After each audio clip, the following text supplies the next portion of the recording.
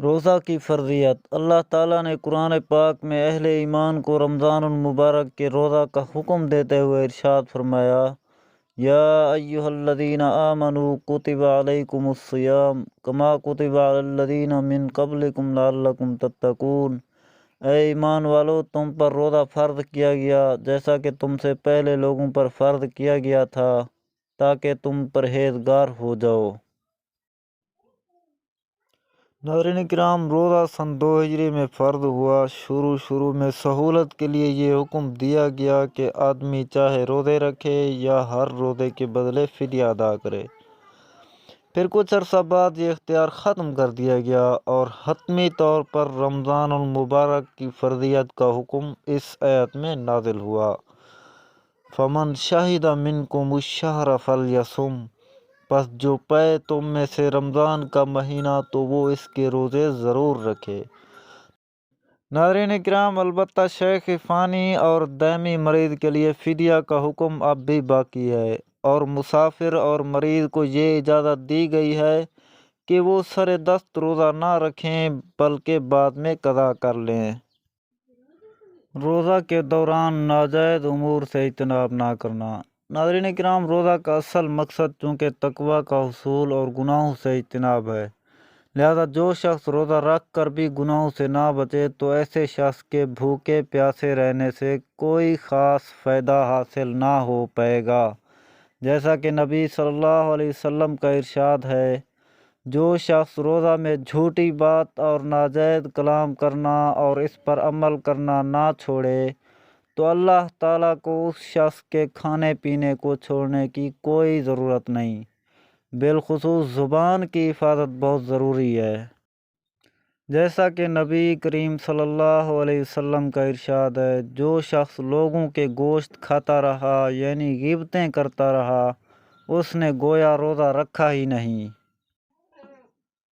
ناظرین کرام، غیبت کے بارے میں ایک بہت ہی عبرت ناک واقعہ بیان کیا گیا ہے کہ حضرت صلی اللہ علیہ وسلم کے آزاد کردہ غلام حضرت عبید رضی اللہ تعالیٰ عنہ فرماتے ہیں کہ 2 عورتوں نے روزہ رکھا تو ایک شخص نے حضرت صلی اللہ علیہ وسلم کی خدمت میں آ کر عرض کیا کہ اے اللہ کے رسول صلی اللہ علیہ وسلم، کہ یہاں 2 روزہ دار عورتیں پیاس کے مارے موت کے دہانے تک پہنچ گئی ہیں۔ حضرت صلی اللہ علیہ وسلم نے اس سے اعراض فرمایا اور خاموش رہے۔ اس نے پھر یہی بات دہرائی اور غالباً یہ بھری دوپہر کا وقت تھا۔ اس نے عرض کیا، اے اللہ کے نبی صلی اللہ علیہ وسلم، قسم بخدا وہ دونوں عورتیں مرنے کے بالکل قریب پہنچ چکی ہیں۔ مقصد یہ تھا کہ انہیں آپ افطار کی اجازت دے دیں۔ آپ صلی اللہ علیہ وسلم نے ان دونوں عورتوں کو بلانے کا حکم دیا، چنانچہ وہ دونوں حاضر ہو گئیں۔ راوی فرماتے ہیں کہ پھر ایک پیالہ یا ٹب لایا گیا اور نبی اکرم صلی اللہ علیہ وسلم نے ان دونوں میں سے ایک سے فرمایا کہ اس میں سے قے کرو، تو اس نے پیپ یا خون اور گوشت کی قے کی، یہاں تک کہ آدھا پیالہ بھر گیا۔ پھر آپ صلی اللہ علیہ وسلم نے دوسری عورت کو قے کرنے کا حکم فرمایا، اس نے بھی پیپ یا خون اور تازہ گوشت کی قے کی، یہاں تک کہ پیالہ بھر گیا۔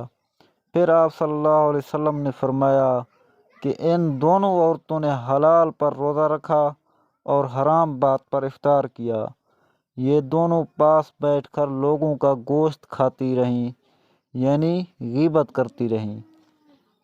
ناظرین کرام، اس واقعہ کی روشنی میں ہمیں اپنے کردار کا جائزہ لینا چاہیے اور روزہ کو ہر طرح کے قولی عملی گناہ سے محفوظ رکھنے کی فکر کرنی چاہیے۔